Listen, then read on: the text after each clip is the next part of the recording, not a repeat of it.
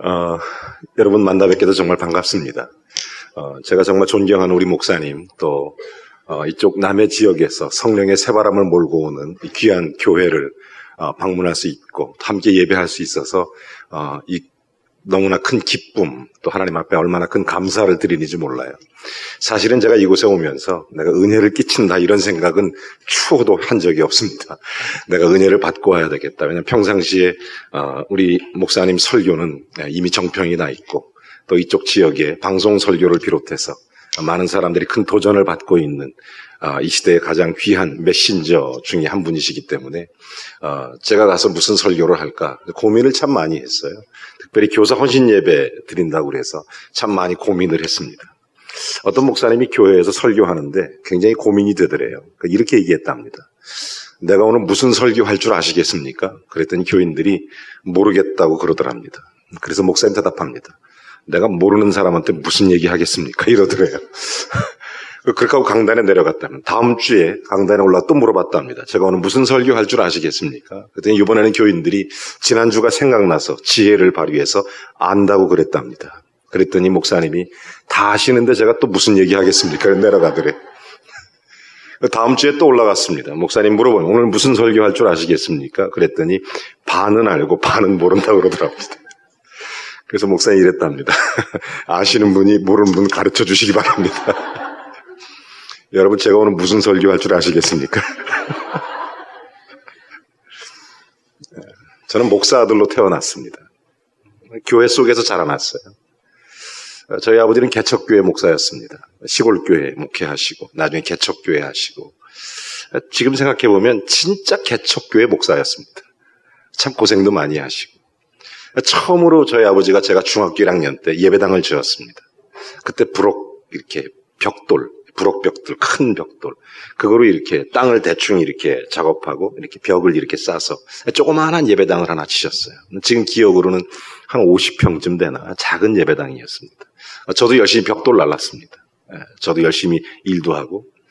근데 중간에 건축비가 부족했는지 그 조그만 거 지면서 부족해서 마루를 못 깔았어요. 바닥을 못 했습니다. 그래서 임시 방편으로 가만히 깔았습니다. 가만히. 그때 당시 옛날에.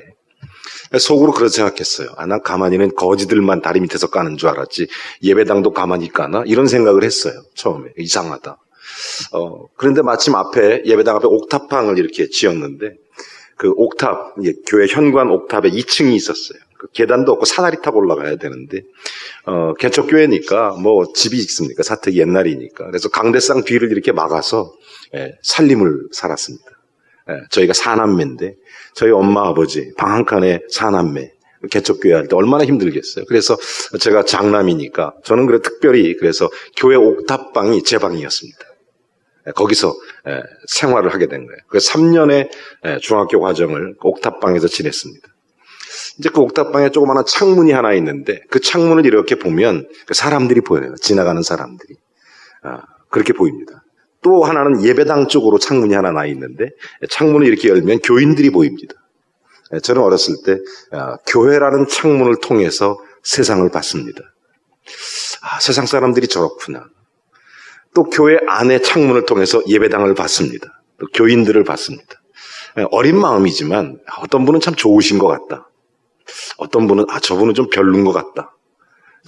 그냥 혼자 누구한테 얘기도 못하고 제가 중학교 다닐 때 저 형은 좀 잘하는 것 같고 저 누나는 좀 날라리 같고 혼자 생각하는 겁니다. 창문 열어놓고 이렇게 생각하고. 근데 어느 날 갑자기 보니까 이제 교회에 집사님들 간에 서로 의견 다툼이 있는 걸 보았습니다.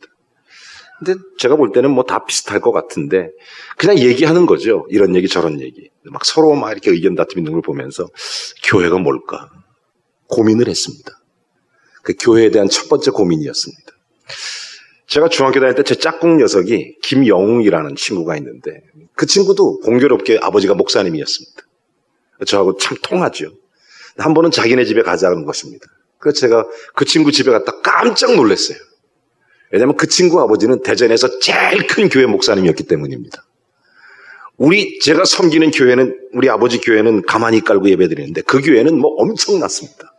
큰 교회였습니다. 대전에서. 그래서 제가 깜짝 놀랐어요. 순간 제 자신이 부끄러웠어요. 아, 나는 작은 교회에 있구나. 아, 내가 참 우리 교회는 이렇게 힘들구나. 순간 부끄러웠어요. 그래서 그 친구가 우리 집 온다고 하는데 못 오게 했어요. 걔네는 너무 막 좋은 화려한 교회인데 세상에 우리 아버지가 있는 교회는 너무 막 초라하니까 못 오게 했어요. 오지 마라. 이렇게 친구들을 오라고 하지 않았습니다. 이제 그런 가운데 교회에 대한 고민이 시작됐습니다. 어린 시절부터 교회가 도대체 뭘까? 이 교회라는 게 도대체 뭘 해야 되나? 도대체 교인이 뭐지? 교인들은 교회에서 어떻게 살아야 되지? 예수 믿으면 교회와 어떤 관계지? 이것이 저의 평생 고민이었습니다. 이 고민이었어요. 이제 그런 시절을 살아갔습니다. 그러다가 하나님의 은혜 가운데 제가 잘 자라났습니다. 여러분 보기에도 잘 자란 것 같죠? 네? 그래서 제가 일찍 목회를 할 수 있는 하나님의 은혜를 입었습니다. 교회 개척을 했는데 제 아내하고 딱 둘이 개척했습니다. 딱 둘이, 정말로 딱 두 사람이 개척을 하는데 아무것도 모르고 했습니다. 이 교회가 뭐지 고민하면서 그냥 한 겁니다. 정확한 해답도 모른 채 그냥 개척한 겁니다. 제 아내하고 둘이 이렇게 앉아서 예배 드리는 거죠. 제가 이렇게 설교하면 제 아내가 앞에 앉아있고 이렇게 거의 4달 정도 둘이 예배 드렸습니다. 한 번은 여름인데 우리 집사람이 저한테 그런 얘기를 해요. 갑자기 예배 시간인데 손을 들고 질문이 있다고 그러더라고요. 할 말이 없잖아요. 뭐냐고 그랬더니 좀 쉬었다 하자고. 그래서 좀 그러자고. 뭐 이런 예배를 한 4개월 드렸습니다. 이제 그러면서 전도를 하기 시작하는데 그때 당시에 조그마한 공장에 찾아다니면서 전도지 나눠주고 전도지 그려서 아니면 써서 이렇게 글씨를 작은 초청 글귀를 써서 편지처럼 이렇게 나눠줬습니다. 제가 20대 때니까 저도 젊고 전도 대상자도 젊고 그러니까 이제 전도지 나눠주는 겁니다. 계속. 그래서 제 마음속에 뭔가 좀 교회다운 일을 하고 싶은 거예요. 교회가. 제 어린 마음에 교회다운 일을 하고 싶어서 초청잔치라는 걸 했습니다. 교인 한 명도 없는데 그때 4명의 청년이 교회에 왔습니다. 처음으로 4명의 청년이. 근데 그 친구들을 그 목숨처럼 아꼈습니다. 정말로. 제가 속으로 생각했어요. 내가 얘들을 위해서 죽을 수 있을까? 아, 그럴 수 있을 것 같다. 그 정도로 사랑했습니다. 걔네들을 위해서 성경을 가르치고 아침 저녁으로 막 가르치고 얘들 공장 다니니까 시간이 없으니까 새벽에 가서 가르치고 밤 퇴근하면 가르치고 이렇게 열심히 가르쳤습니다. 그래서 그 4명이 같이 또 한 번 뭔가를 저질러 보기 위해서 또 초청잔치를 했습니다. 4사람이. 그래서 그때 당시 사랑을 전하는 밤 뭐 이런 타이틀을 붙여서 솔로 한 사람, 듀엣, 그 다음에 사중창 뭐 이렇게 연극 이렇게 하니까 1시간 프로그램을 만들었습니다. 4사람이. 그렇게 해서 발표를 한 겁니다. 같은 공장에 다니는 친구들을 이렇게 초청했습니다. 같이 예배 드렸습니다. 이제 그러면서 교회가 조금씩 성장해 갔습니다. 하나님의 은혜죠. 그때도 제 고민은 멈추지 않았습니다. 교회가 뭐지? 신학교에서 잘 배웠습니다. 저도 대학원에서도 잘 배웠습니다. 이론적으로. 목사 아들로 태어나서 교회 속에서 자라났습니다. 그런데도 교회에 대한 의문이 풀리질 않는 거예요. 왜? 정말 교회라면 이렇게 살면 안 되잖아요. 그렇죠? 진짜 교회라면 신앙생활 그렇게 하면 안 되잖아요. 이게 해답이 안 나오는 거예요. 그것 때문에 굉장히 고민을 했습니다. 도대체 어떤 교회가 돼야 될까? 이론적으로 너무 잘합니다. 우리가 오늘 읽었던 성경 본문도 여러분 너무 잘해요. 초대교회의 모습, 원형 프로세스, 초대교회의 원형적 모습 너무 잘 알죠. 그런데 정말 그런 모습이 왜 지금 우리의 실생활에서 예수 그리스도를 믿고 영접하면 하나님의 자녀가 되고 그 예수님이 내 안에 계시니까 성전이 되는 것이고 그 성전이 바로 교회니까 내가 곧 교회가 되는 거고 예수 믿으면 그 예수 믿는 사람들 한 사람 한 사람 모이면 에클레시아 교회 공동체가 되는 것 누가 모르겠어요. 다 알죠. 그게 교회다. 그러면 그 교회가 어떤 모습으로 비춰져야 하는가? 어떻게 나타나야 하는가? 오늘 특별히 교사 헌신 예배 교회에 대한 고민이 있으시죠? 교회에서 제일 고민 많이 하는 분들이 교사예요. 왜? 아이들 가르쳐 보니까 교회가 궁금해지거든요. 진짜 교회가 어떻게 내가 섬겨야 되는지 어떻게 주님이 좋아하시는지 굉장히 궁금해지거든요. 고민을 많이 해요. 이 고민이 잘못된 방향으로 가면 불평으로 갑니다. 고민이 잘못되면. 여러분, 한국교회 30대, 40대 얼마나 많이 갈등합니까? 굉장히 많이 고민하죠. 왜? 고민하다가 불평으로 가는 거예요. 사실은 고민이 고민으로 끝나면 안 되고 고민이 사랑으로 갈 수 있어야 됩니다. 그래 해결이 나오거든요. 여러분, 교회는 고민으로 끝나는 데가 아닙니다. 교회는 구체적인 사랑으로 옮겨가는 곳입니다. 내 고민이 사랑으로 바뀌어가면 그 고민 자체가 교회의 에너지가 됩니다. 그 고민이 교회를 사랑하는 방식이 되고 그 고민이 영혼을 살린단 말이죠. 그래서 이 교회라는 게 굉장히 중요하더라고요. 제가 어느 날 성경 속에서 교회를 발견하기 시작했습니다. 여러분, 교회라는 것은 공동체였습니다. 교회는 공동체. 서로가 서로에게 예수 그리스도를 믿으니까 서로가 서로에게 주님을 보여주는 공동체. 여러분, 정말 여러분 옆에 있는 분에게 여러분을 보면 예수님 만나는 것 같습니까? 그게 교회잖아요. 그걸 보여줄 수 있어야 교회잖아요. 서로가 주님을 보여줄 수 있는 공동체가 돼야 그게 진짜 교회가 되는데, 그러나 교회 공동체라는 건 한마디로 말하면 서로가 서로에게 책임을 지는 것. 책임을 지는 것. 교사면 아이들에 대한 책임을 져야죠. 책임. 한 영혼에 대한 구체적인, 말로만 그러지 말고 말로만 이론적으로 에클레시아, 뭐 거룩한 성전, 뭐 이 정도 수준은 아니지 않습니까? 여러분들이 지금 여기 계신 분들이. 제가 보니까 교사로 헌신한다 할 정도면 이미 그 수준은 넘어가야 되니까 그 수준을 넘어서 얘기하자고요. 오늘은 특별하게 좀 그 수준 넘어서. 그러면 서로가 서로에게 책임을 져줄 수 있어야 되는 그런 존재가 교회가 돼야 되는 것입니다. 여러분, 제가 보니까 하나님의 라이프 스타일이 공동체더라고요. 하나님의 라이프 스타일이 공동체입니다. 성부 하나님, 성자 하나님, 성령 하나님. 하나님 말씀하십니다. 자, 우리가 우리의 형상을 따라 사람을 만들자. 여러분, 천지창조, 사람을 창조할 때 우리가 만들었습니다. 성부, 성자, 성령 하나님이 만드신 것입니다. 우리가 만든 거죠. 우리의 형상을 쫓자. 그러므로 우리는 곧 하나님의 형상, 예수님의 형상, 성령님의 형상이 다 들어가 있는 사람들입니다. 여러분, 그래서 하나님께서는 구체적으로 공동체적 스타일을 만듭니다. 자, 남자를 만드셨습니다. 하시는 말씀이 그 다음에 뭐죠? 독처하는 것이 보기 좋지 않아서 공동체를 만들어줍니다. 그래서 이브를 만드는 거예요. 하와를 만들지 않습니까? 가정이 되는 거예요. 혼자. 여러분, 하나님의 스타일 자체가 서로가 서로에게 의존하도록 만듭니다. 교회적인 모습. 성경은 그래서 두세 사람이 있는 곳에 나도 너희들 중에 항상 함께 있느니라.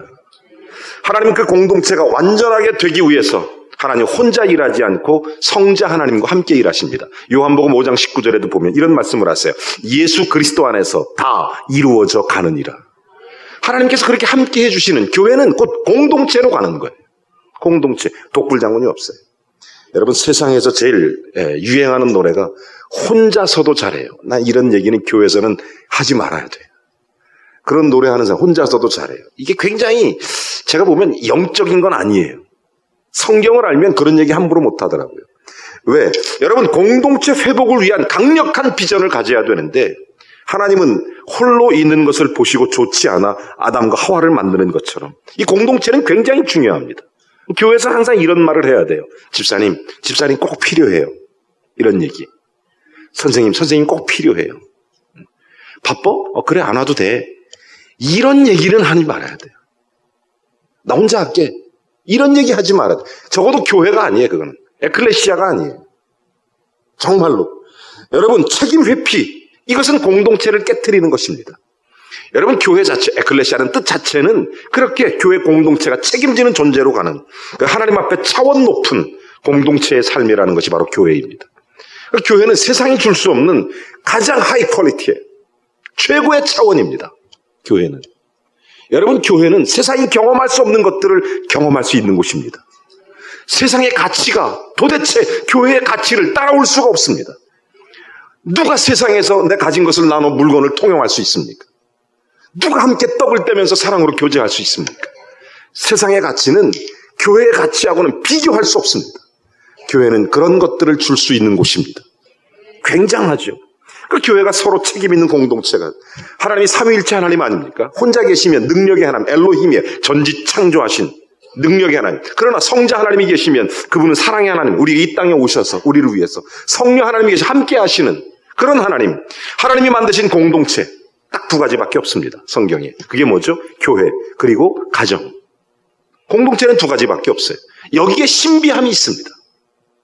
하나님 왜 두 가지만 만들었을까? 여기에 교회의 신비함이 들어있어요.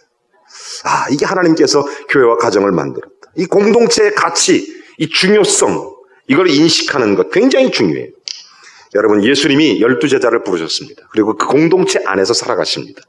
그 공동체 안에서. 제가 대학에 다닐 때 CCC라는 선교단체에서 헌신했습니다. 거기서 간사를 1년 동안 했는데 CCC 간사의 특징이 뭐냐면 이 간사의 집에, 리더 집에 가서 사는 거예요. 6개월 동안. 그래야 간사가 돼요. 훈련을 시키는 거예요. 훈련. 예수님도 그렇지 않습니까? 예수님도 그런 사역들을 해나가는 것입니다.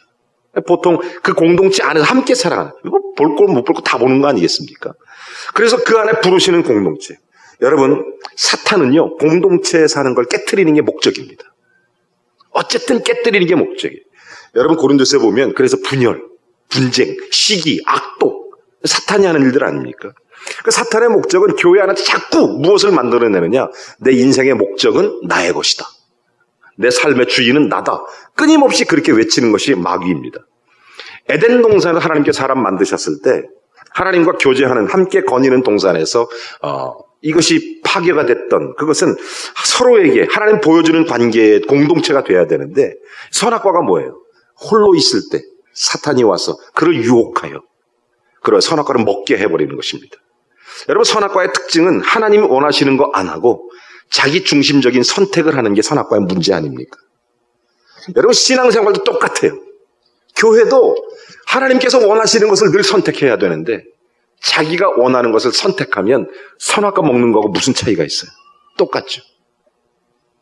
하나님 앞에 정직해져야 돼요. 우리는 정말 이 시대에 우리 스스로가 선악과 따먹을 때가 한두 번이 아닙니다. 여러분, 그런 의미에서 본다면 하나님과의 관계, 이 마귀의 전략, 이 마귀의 가치, 자꾸 세상의 가치 속에서 공동체를 세우는 것이 마귀의 전략입니다.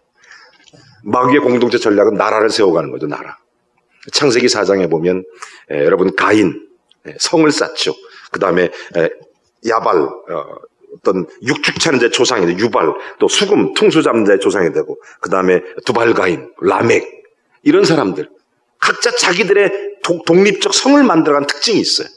근데 교회는 자꾸 이런 걸 없애는, 공동체를 만드는 특징이 있고 이런 차이가 있더라고요. 여러분, 사탄은 이 세상 나라들 어쨌든 분열될 사람들이 세워지는 것입니다. 창세기 10장으로 가면 참 재미난 얘기 사람이 나오는데 니므롯이라는 사람이 나옵니다. 이 사람이 성경은 특이한 사냥꾼이라, 특이한 사냥꾼이라, 바꿔 말하면 그 피를 내는, 짐승을 잡는 특이한, 아무나 이렇게 살육하는 특이한 사냥꾼이에요. 창세기 4장 25절 이후에 새로운 가계가 나오죠. 아담의 후손이 나오고 인간의 후손들이 쭉 나오게 돼요. 창세기 10장에 이 니므롯이 나중에 무슨 일을 하게 되냐면 여러분 잘 아시는 것처럼 바벨탑을 쌓을 때 주동적 역할을 한 사람이 니므롯입니다. 하나님께서 그것을 막으세요. 그래서 70개 나라로 간절해지지 않습니까? 그 중에 한 나라를 선택한 게 이스라엘이잖아요. 그게 바로 아브라함 아닙니까? 그 아브라함, 이삭, 야곱, 그 다음에 요셉, 그 다음에 모세 쭉 가서 그 다음에 여호수아, 이스라엘 나라가 세워질 때까지 하나님께서 끊임없이 하시는 말씀이 뭐예요?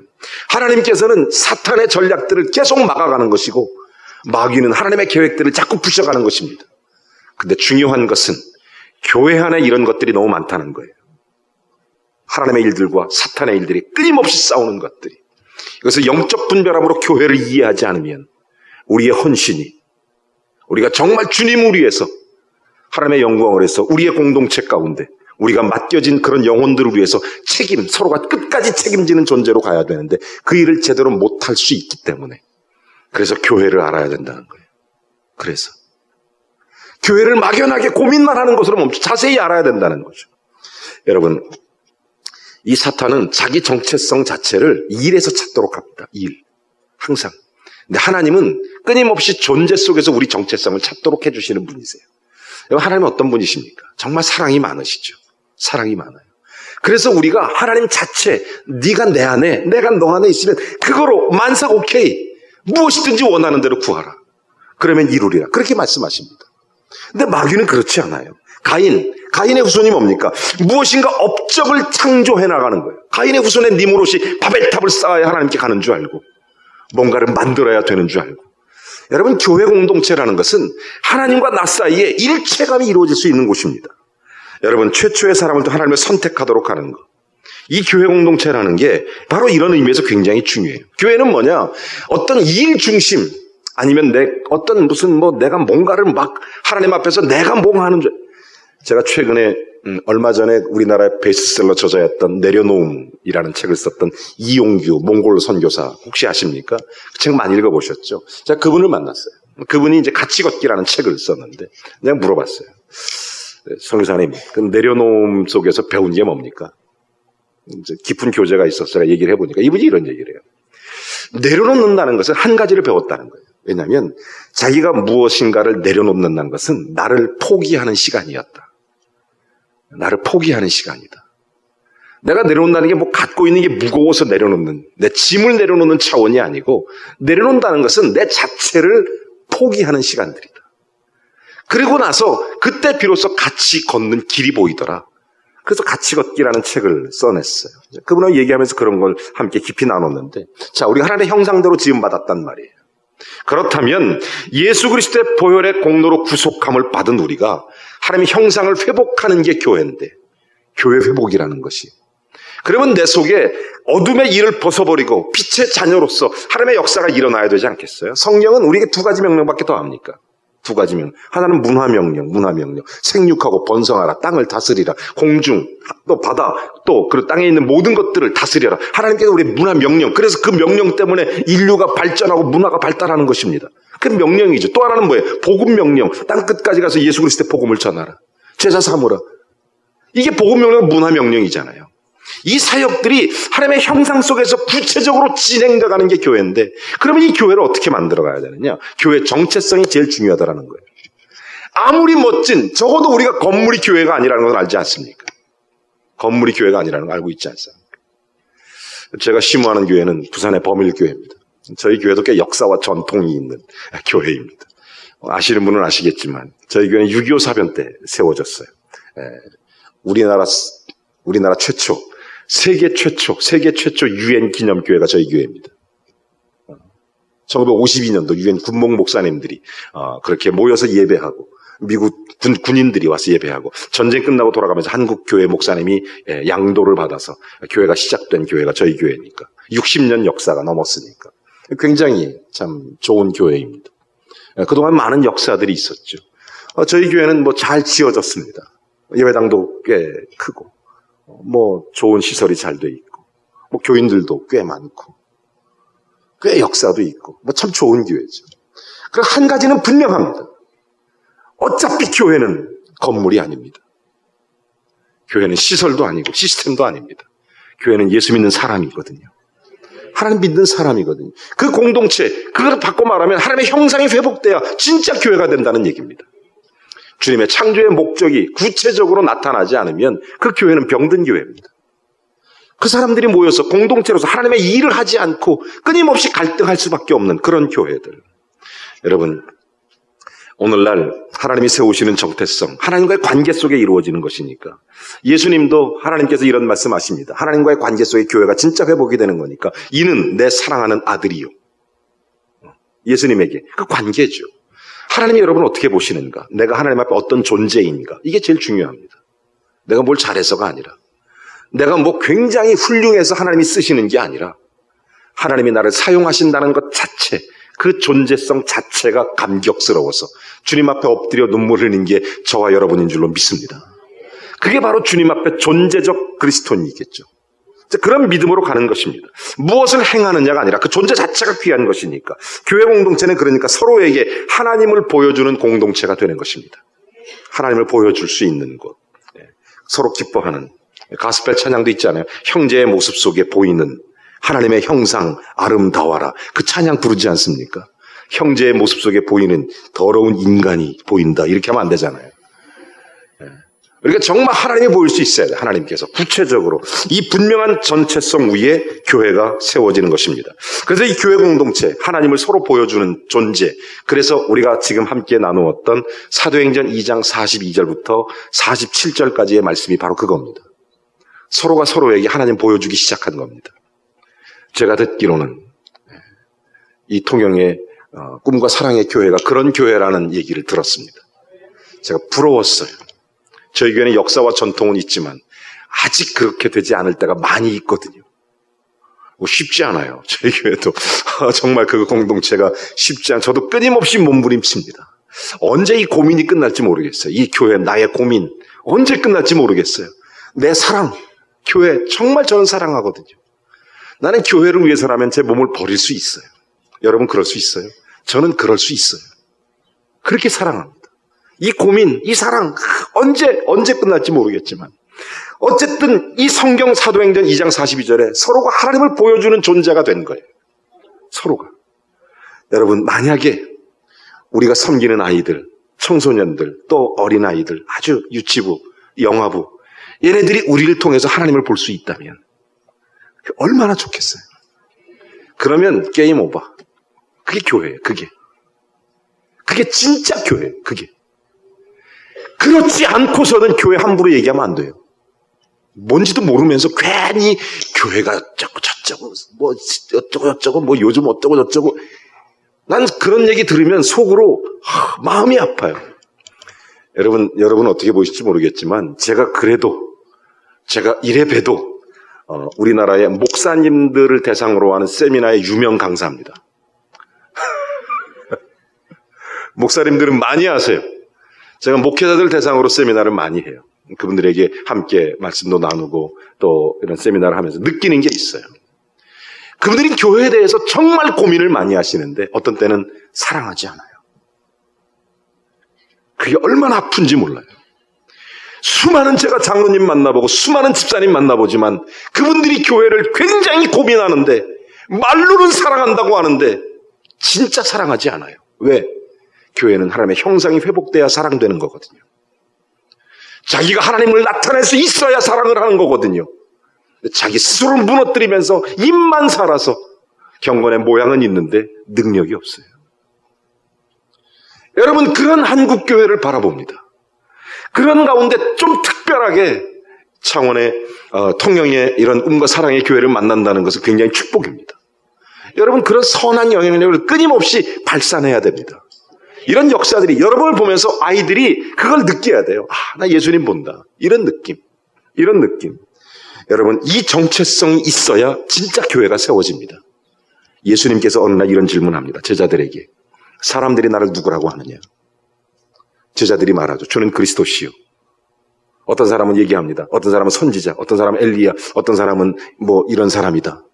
그 중에 하나다. 이런 식으로 얘기합니다. 근데 제자들에게 물어보죠. 너희는 나를 누구라고 하느냐. 주는 그리스도 살아계신 하나님의 아들이십니다. 예수님께서 베드로 보면서 바요나 시몬아 내가 복이 있도다. 이를 알게 하는 것은 내가 아니고 내 안에 계신 하나님이시니라. 너무너무 좋아갖고 그 정체성이 회복된 거예요. 예수님께서 교회가 뭔지를 알았다는 거지 지금 제자들이. 사람들이 누구라고 하느냐 나를. 근데 이 베드로가 제대로 대답했다는 거죠. 제대로. 여러분 사탄은 자기 나름대로의 아젠다를 만드는 거예요. 이렇게 자기 나름대로. 그걸 깨트리는 게 십자가예요. 이걸 깨트리는 게. 여러분 이것을 무너뜨리는 게 예수님 십자가밖에 없잖아요. 그 속에 하나님의 가치를 세워나가는 거니까. 어쨌든 권력, 힘, 겉모양, 어떤 사람 이런 것들이 자꾸 교회를 인식하려고 하는데 교회의 진짜 모습 하나님의 형상 회복하는 거. 사람들이 나를 누구라고 하느냐. 그리스도이십니다. 거기에 교회가 출발되는 거예요. 그때 예수님 말씀하잖아요. 내가 복이 있다. 그리고 말씀하신 말씀이 이 반석 위에 내 교회를 세우겠다. 거기에 진짜 교회가 세워지는 것입니다.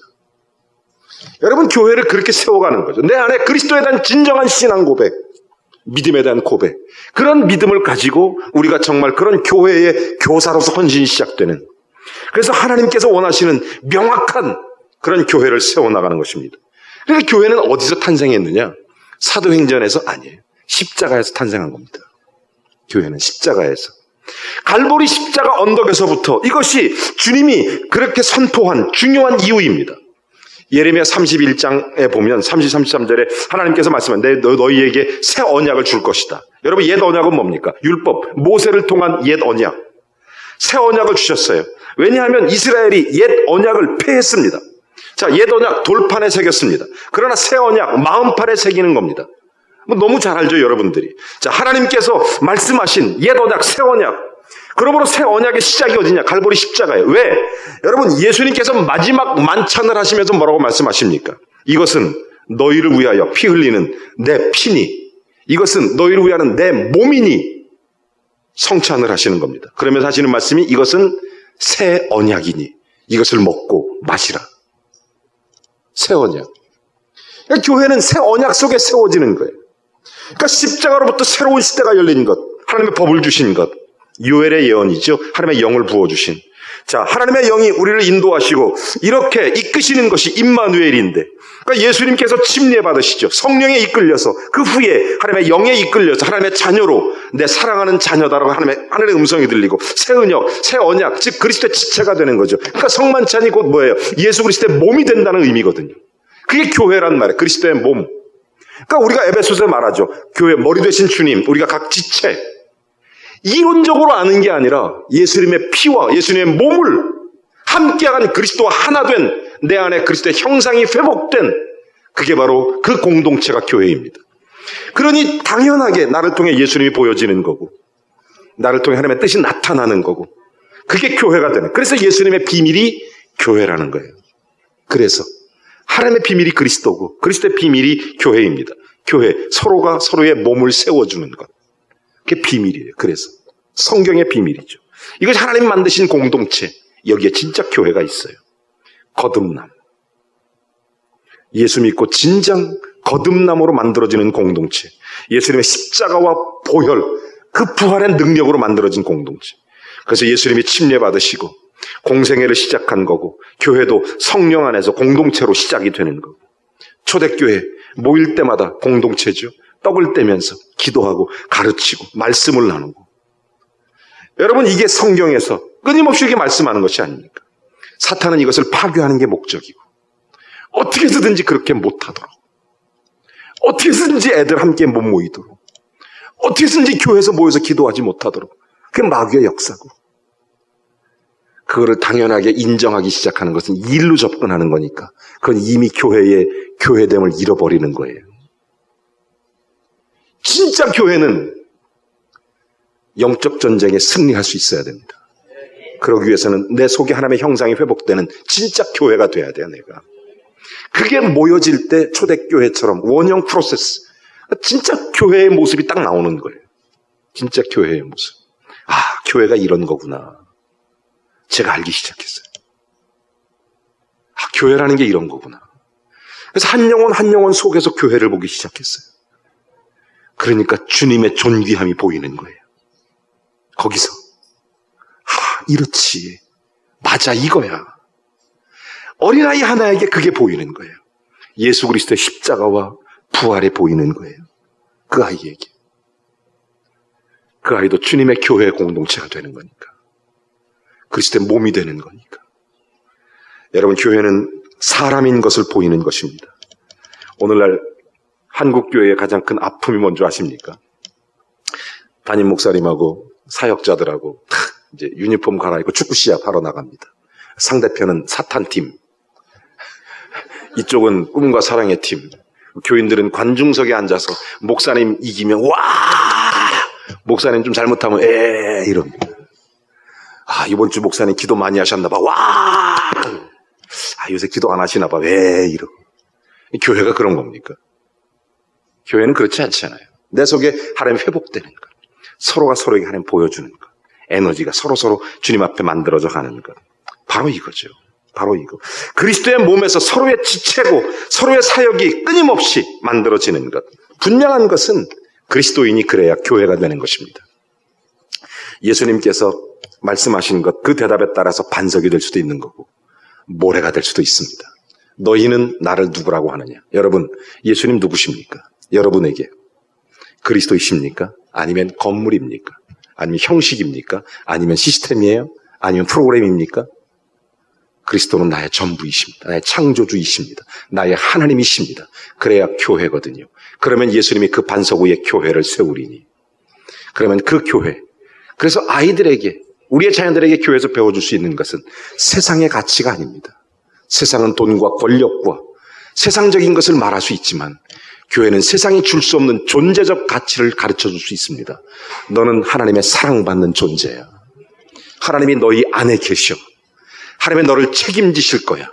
너는 하나님 안에 평강이 있어. 주님 안으로 와. 예수 그리스도 함께 살아가자. 여러분, 가치가 다릅니다. 그거를 보여주는 게 교사입니다. 이 사명을 가질 때 진짜 영혼이 보입니다. 그래야 한 영혼 한 영혼이 책임감이 생기는 거고, 그 한 영혼 한 영혼 눈물이 나기 시작합니다. 주님이 교회를 세워가시면 그 교회에 내가 참여한다는 것, 그 영혼 하나가 그리스도 예수의 형상이 회복되는 교회가 되는 걸 볼 때 주님이 나를 사용하신다는 것 자체가 너무 감격스러운 거예요. 여러분, 내가 뭐 교사하니까 헌신한다? 꿈도 꾸지 마세요. 하나님이 뭐가 아쉬워서 여러분 쓰십니까? 하나님의 영광스러운 일에 참여하는 것에 감격하시기 바랍니다. 그냥 감사하세요. 써주심에 감사하세요. 주님 앞에 그걸 감사해야 돼요. 이게 진짜 교회거든요. 제가 어린 시절에 봤던 교회는 그렇지 않은 모습이 너무 많았어요. 제가 목회하면서 봤던 교회들은 그렇지 않은 교회가 너무 많았어요. 제가 부끄럽지만 우리 교회에서도 그런 경우가 있었어요. 제가 끊임없이 눈물로 교회에 대해서 얘기했습니다. 여러분, 진짜 교회를 알기 시작했어요. 이제 진짜 교회를. 그래서 한 영혼을 위해서 주님의 형상을 보기 시작합니다. 눈물이 나고, 어떻게 하면 세우고, 어떻게 하면 존귀하고, 하나님이 내 안에, 내가 그분 안에, 하나님께서 원하시는 그 일들, 그리스도의 몸을 이루어 가는 것입니다. 하나님께서 아브라함, 이삭, 야곱 끊임없이 나로부터 하나님 나라가 시작된다는 것을 보여주는 것이 교회입니다. 여기에 상급이 있습니다. 여기에 진짜 교사의 사명이 있습니다. 교회를 고민하십니까? 애들 때문에 고민되십니까? 거기서 멈추면 불량교사 됩니다. 그 고민이 사랑으로 옮겨가면 선한 목자가 되는 것입니다.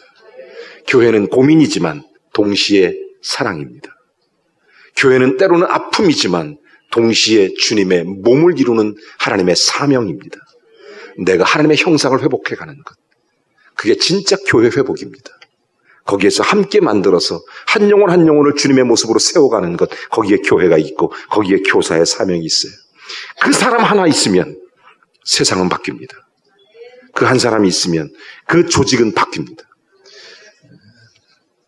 우리 꿈과 사랑의 교회도 선교 많이 하지만 저희 교회도 선교를 많이 합니다. 우리가 파송 선교사님이 현재 6가정 파송, 우리 단독 파송, 그 다음에 우리가 학생, 청년들 1년씩 혹은 2년씩 단기 선교 파송이 벌써 10명 그렇게 나가 있어요, 현재.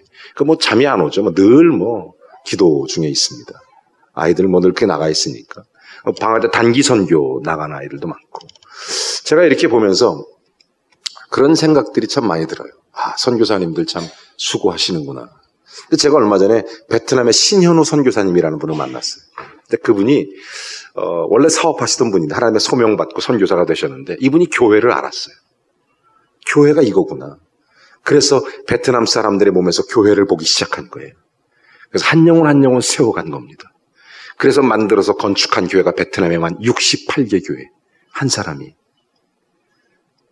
놀라지도 않죠.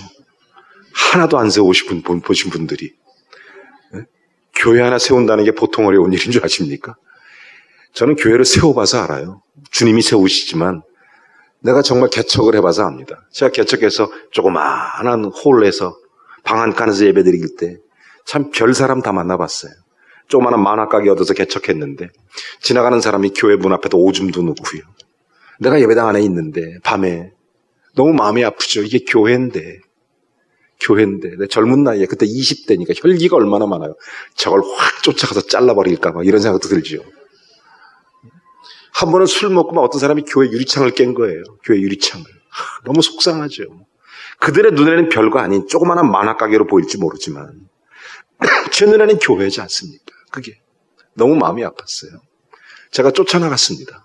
새벽 한 12시, 밤 12시 조금 넘었을 때인데 술 취한 사람 붙잡고 얘기했어요. 아저씨 유리창 깨면 어떡하냐고. 그랬더니 이 교회가 뭐냐고. 교회가 생기면 뭐하냐고. 교회가 욕을 막 하는 거예요. 그래서 너무 막 심한 욕을 하길래 내가 속상해서 남들이 들을까 봐 그분은 그냥 엉겹결에 교회 안에 데리고 들어왔어요. 네, 조그만한 교회. 한 7, 8평밖에 안 되는 만화가게 조그만. 제가 데리고 들어와서 술 취한 사람 붙잡고 할 말이 없잖아요. 저도 젊고. 그래서 그분 붙잡고 기도했습니다. 밤새도록 기도했어요. 너무 속이 상하니까 교회 유리창도 막 깨고 그랬으니까 너무 마음이 아파서 하나님 아버지 정말 이 사람이 교회를 모릅니다. 하나님 아버지 이 더러운 새끼 변화시켜 주세요.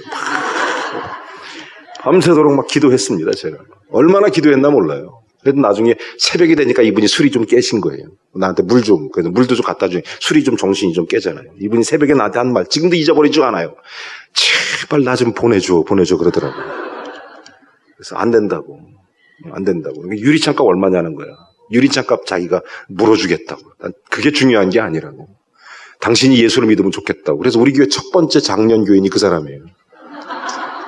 지금 장로님 되셨는데 저보고 어디 가서 절대 그런 얘기 하지 말라고 맨날 그러는데.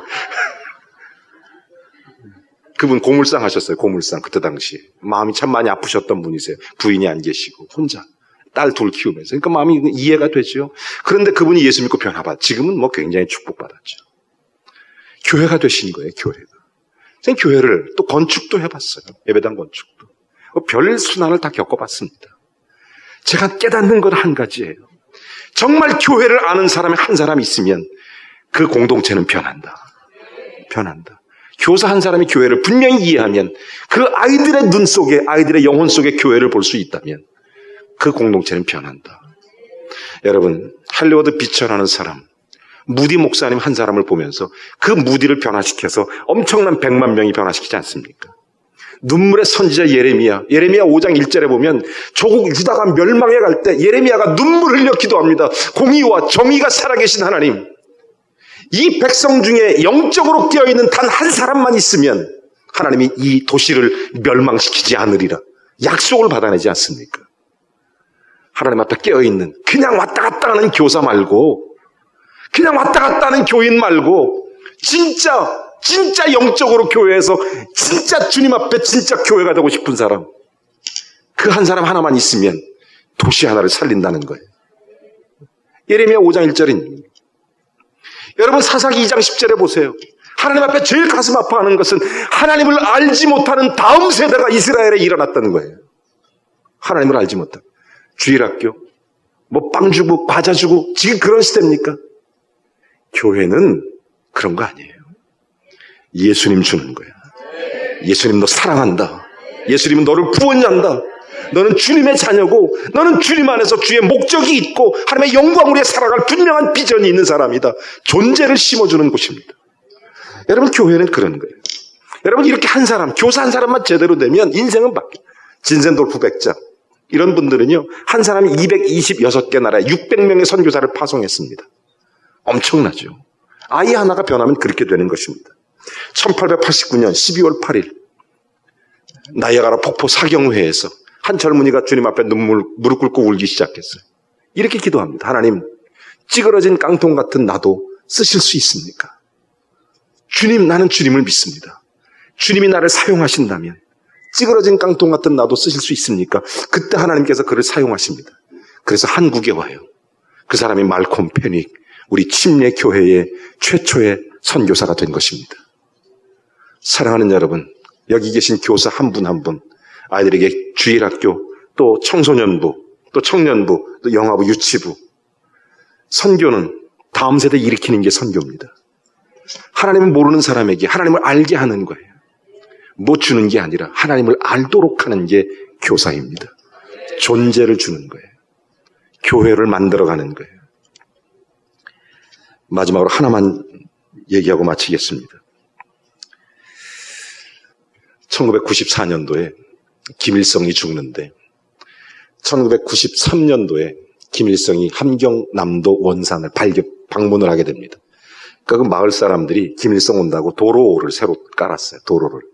도로 공사를 하는데 산 중턱을 쭉 공사하고 이렇게 가다가 그 산 중간에 굴이 하나 발견됐는데 그 굴 속에 21명의 크리스찬이 숨어 있다가 잡힌 거예요. 북한에서. 김태영 목사님 그리고 20명의 성도들. 굴 속에서 초근목피하면서 그렇게 살다가 잡힌 겁니다. 그렇게 신앙을 지켜오던 지학교의 교인들. 북한에서. 그때 이 공산당이 이 사람들을 도로 포장하는 롤라 밑에 깔아놓고 발부터 그냥 밀어서 죽였어요. 21명 다. 그때 이들이 찬송을 부르며 죽었다고 증언하고 있어요. 21명이 손잡고. 내가 그 소리를 들으면서 너무 마음이 아팠어요. 교회다. 교회니까 저러지. 한국교회 저럴 수 있을까? 내가 질문하는 내 스스로에게 나는 주님 우리의 목숨을 바칠 수 있을까? 궁금했어요. 한 번은 번지점프 하는 데 갔더니 번지점프 딱 갔다 올라온 사람 내가 어떻게 하는지 궁금해서 물어봤어요. 기분이 어떠냐고 그랬더니 지옥 갔다 온 것 같대. 죽은 줄 알았대. 죽는 줄 알았대. 그래서 내가 실험해보고 싶었어. 내가 죽을 수 있는지 없는지. 번지점프 해보셨어요? 죽는 것 같아요. 내가 주님 우리가 죽을 수 있을지 없을지 궁금해서 뛰어내려봤어요. 나는 가만히 보니까 할 수 있을 것 같더라고. 주님 우리에서. 여러분 충청북도 옥천의 내성교회라는 곳에 김무성 목사님이 심호하고 계시는데 그곳에 박혜성 집사님이라는 분이 계세요. 그 시골 교회는 아주 정겨운 교회인데요. 신문에 국민일보에 우리 마을 교회로 소개된 그런 교회이기도 합니다. 그 교회는 지금도 종을 쳐요. 새벽마다. 땡그렁땡그렁 종을 치는데 거기에 그 박혜성 집사님 할머니 지금 61세 되셨는데 이분이 20년 동안 새벽종을 쳤어요. 4시 반에 정확하게. 근데 계속 치는데 최근에 얼마 전에 서울 도시에서 시집온 세댁이 시골에 와서 시집을 와보니까 신기하게 새벽에 새벽종 은은하고 너무 좋거든요. 자기도 한번 쳐보고 싶은 거예요. 그거를. 그래서 가만히 보니까 4시 반에 새벽종을 치는 거예요. 그러니까 이 세댁이 철없이 4시 20분에 가서 교회 종을 친 거예요. 그러니까 이 할머니가 얼마나 놀랐겠어요, 집사님이. 깜짝 놀라지고 어떻게 된 거냐 버리니까 세댁이 궁금하고 해보고 싶어서 쳤다는 거예요. 그러니까 할머니가 가서 막 화를 냈어요. 내가 하는 일인데 왜 네가 했냐고. 왜 나는 못하냐고. 내가 하면 될 거 아니냐고 막 그랬어요. 이게 할머니가 걱정이 된 거예요. 그래서 다음날 새벽 4시에 나갔어요, 할머니가. 그리고 기다리는 거예요. 못 치게. 기다리고. 근데 새벽 4시 되니까 세상에 그 세댁도 나온 거예요. 그래서 안 되겠다 싶어서 그 할머니가요. 새벽 12시에 나가서 그 종 밑에서 쭈그리고 잠을 자는데 1년 동안은 그렇게 잤답니다. 싫어해요. 자기 사명이라는 거예요. 여러분 교사한다는 거. 교사 헌신 예배 드린다는 거. 그 정도 돼야 되지 않겠어요? 안 그래요? 장로님 맞죠? 종줄 붙잡고 밤 12시에 가서 새벽 4시 반까지 기다릴 정도 정신은 돼야 되지 않겠어요? 여러분 종근당 아시죠? 최종근 장로. 그 건물에 가면 종 700개가 전시되어 있습니다. 그 어머니가 홍순철 집사님이세요. 새벽마다 종치고 콩나물 팔아서 자식들 가르쳐서 종근당이라는 엄청난 기업을 만들어낸 겁니다. 그분이 그런 얘기를 늘 했어요. 주님의 종소리를 들을 수 있는 그 한 사람. 여러분 한 사람이 그 사람이 됐으면 좋겠어요. 교회를 아는 사람, 교회를 세워가는 사람, 아이들에게, 내 맡겨진 영혼에게 교회를 세워가는 사람, 그 고민이 그 사랑으로 바뀌는 사람, 그런 교사들이 되시기를 주의 이름으로 축원합니다. 기도하시겠습니다.